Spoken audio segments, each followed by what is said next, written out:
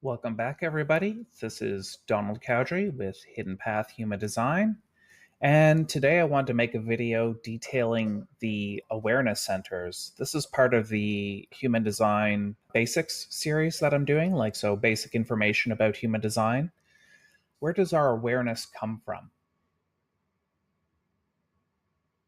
What you'll learn today is what are the three awareness centers in the body graph, like how to identify them, what do they represent, what does it mean if you have an awareness center that is defined, undefined, or open?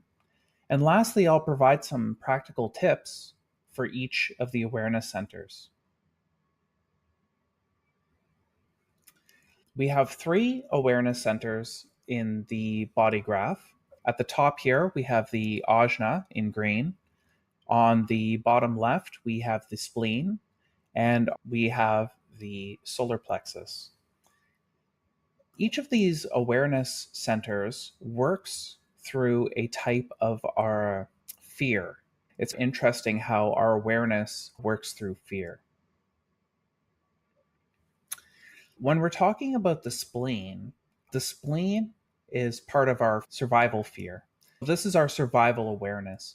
What do we need to survive right now? It's very in the moment, the spleen is. It functions to make us aware if we have enough or the means to survive using this sort of a fear trigger. The fears of the spleen in the gate 48 over here in my image is inadequacy. So I don't have enough knowledge to be skillful at something.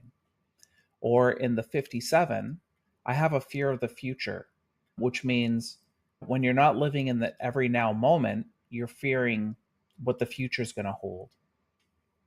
Or the 44 is fear of the past, that the past is going to come back and haunt you. Gate 50 is a fear of responsibility. This is about caring for others or being responsible for them. Gate 32 is the fear of failure. This could also be being afraid of being successful in life as well. Gate 28, this is a fear of dying or death, and it's also a fear of not having a purpose. And in gate 18, there's this fear of authority. Who's controlling? Is someone trying to control the situation and stuff like that? So there's this fear of authority here. And in the spleen, this center is where we hold on to things, people, or places. It's one of our oldest awareness centers. You can ask yourself, what are your survival instincts trying to tell you in every moment, right? When we're talking about the spleen, there's three types of definition I want to talk about: defined, an undefined spleen, and an open spleen. When you have a defined spleen, your spleen will be colored in and you'll have a channel going to your spleen. And what this means is that your survival instincts are fixed. It's something that you can rely on in your life, is to just have this in the moment. At times, you know what you need to survive. So you know what makes you feel safe. Now, if it's undefined, which means it's not colored in and it's white, but you have some gates off of it.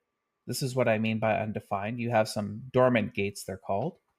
You're taking in or learning about how to survive in every now moment. You're also picking up on what other people fear in the moment. Are other people surviving? Are they not surviving? And this can be very inconsistent in knowing what makes you feel safe. When it's undefined, it's inconsistent. And this is where your strategy and authority really help you out. There's some things that you need to fear, and then there's other things that you don't need to fear for your survival. You got to look at, what am I holding on to in life when you have it this undefined? And do I need that thing, that person, that place to survive? And lastly, we have it when it's totally open, which means there are no dormant gates. So you have none of the gate activations on your spleen. This just means you're not sure what to fear.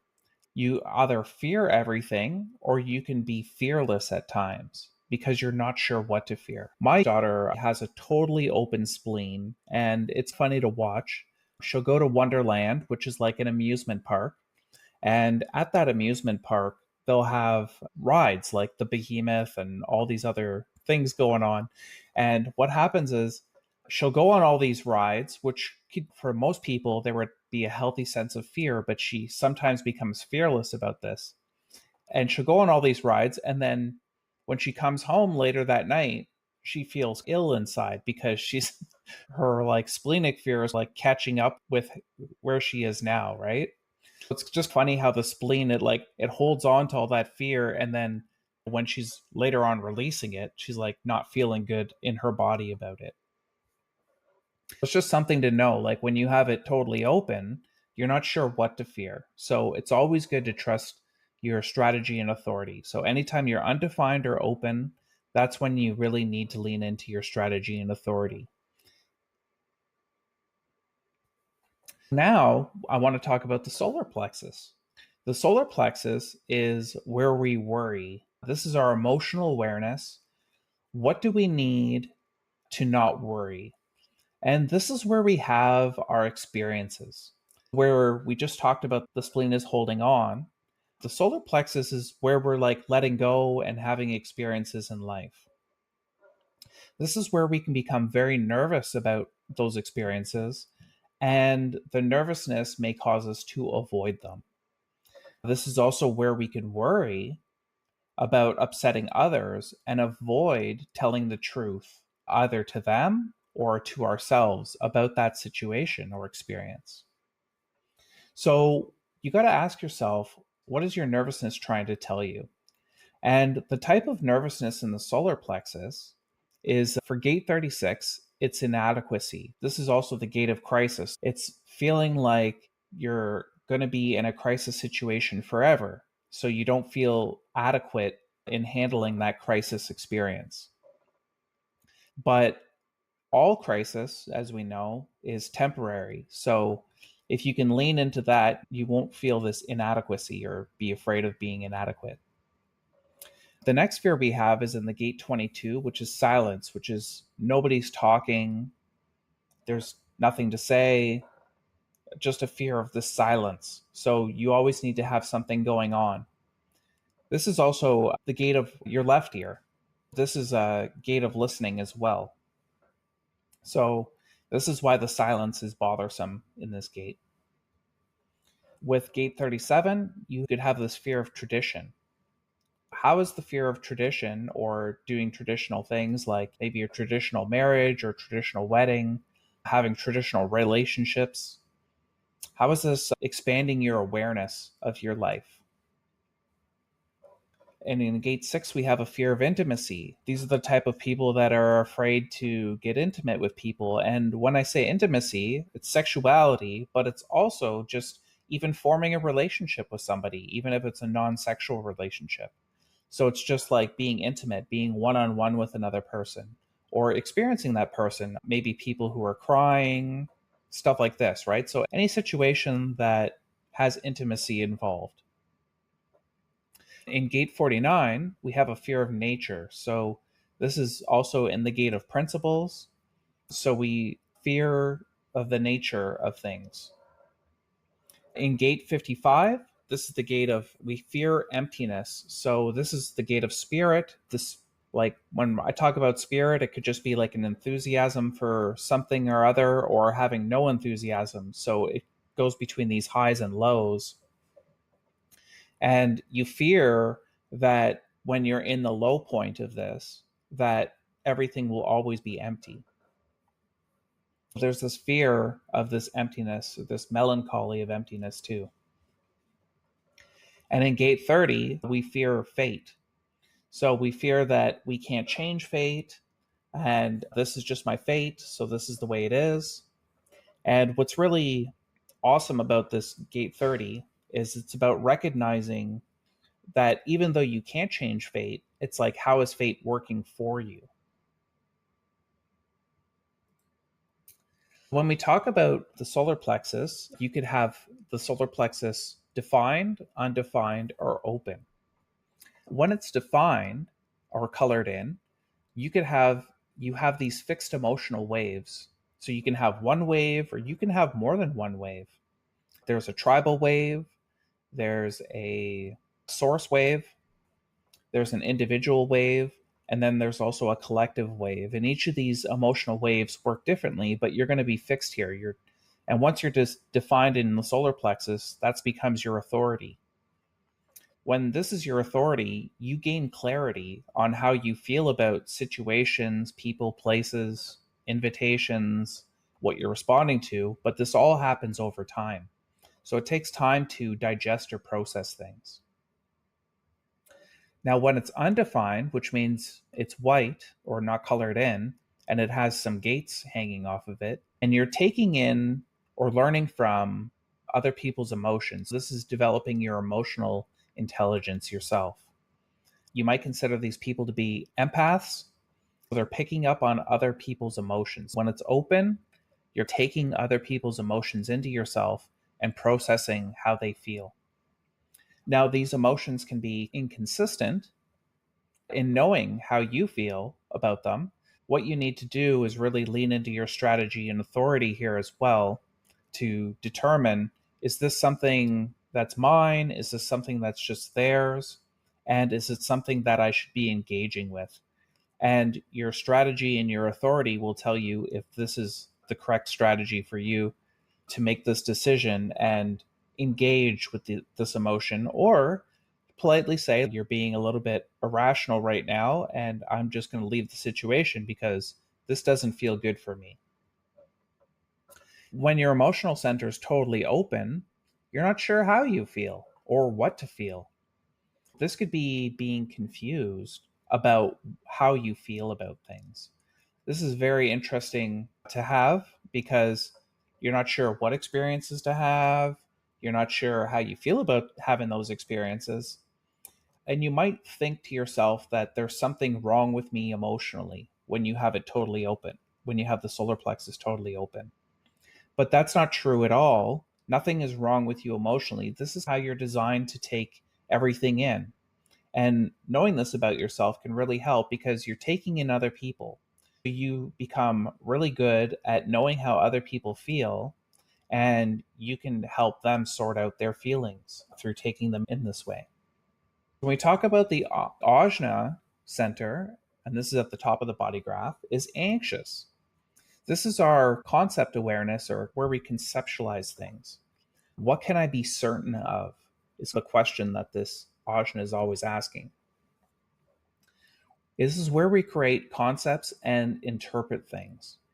This is where we can become anxious due to uncertainty, and then we pretend to be certain so that we don't have to deal with that anxiety of not being certain.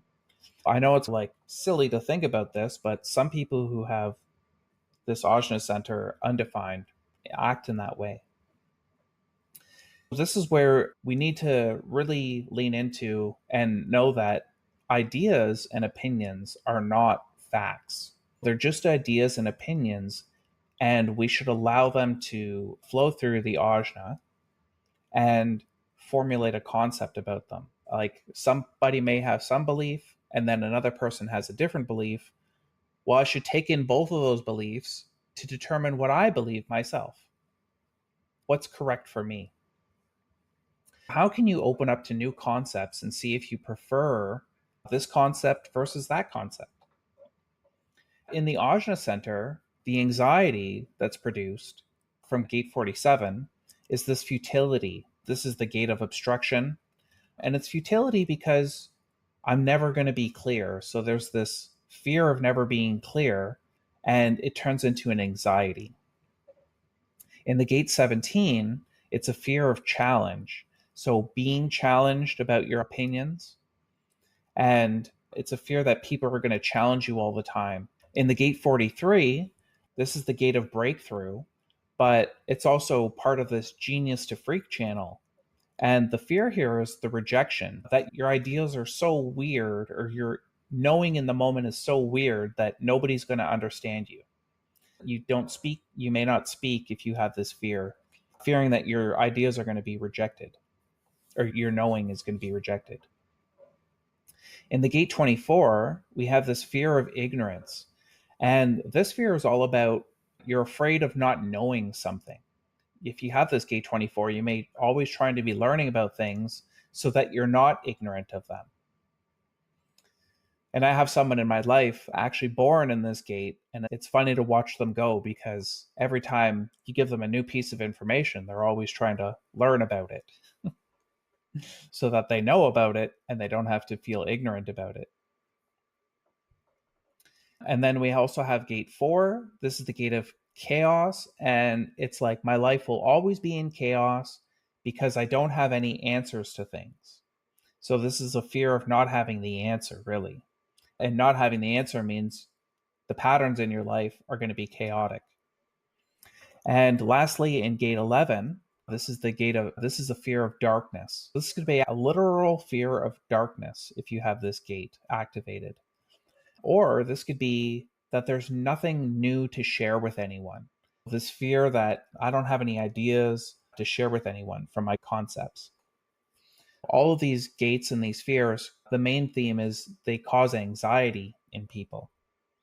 And then the Ajna is interesting too because it's an outer authority for people. The Ajna, in a way, your concepts are broadcast to other people, and then they pick them up and they decide if your concepts are correct or not for them. All right, so when we're talking about the definition of the Ajna can be defined, undefined, or open. When it's defined or colored in, you have a fixed way of being certain.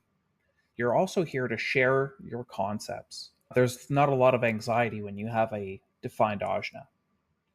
Now, when your Ajna is undefined, or at least has one hanging gate or more, this is called undefined. You're taking in a lot of different concepts.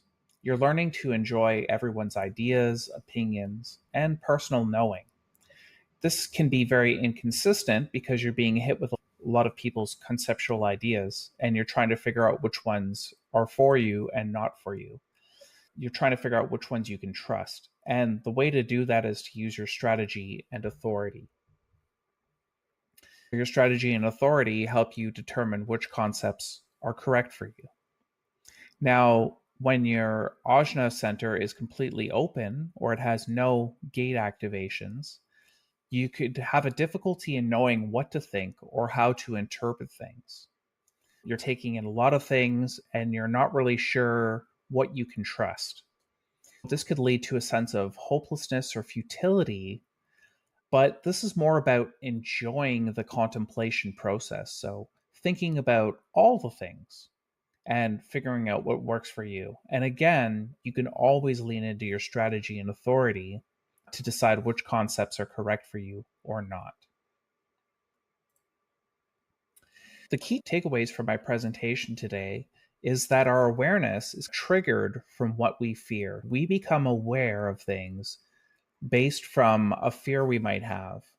And then fear is like this opening to understanding things.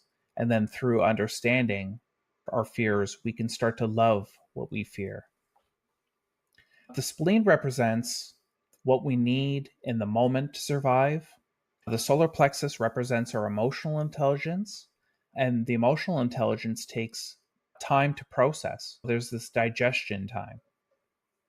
The ajna represents how we conceptualize or interpret our lives. What's true for us? What can we trust? And the main takeaway is digging into what you're afraid of can lead to more awareness. It can help expand your awareness of things. If you made it this far, and if you'd like to work with me, if you're curious about your own design, you can go to my website and request a free basic human design report. I also offer foundational human design readings, which cover your type, strategy, authority, and other key aspects of your design. Check out my services page. Details are in the video description below. And remember, if you like this content, share it and subscribe it so I can keep creating content for you. Thanks.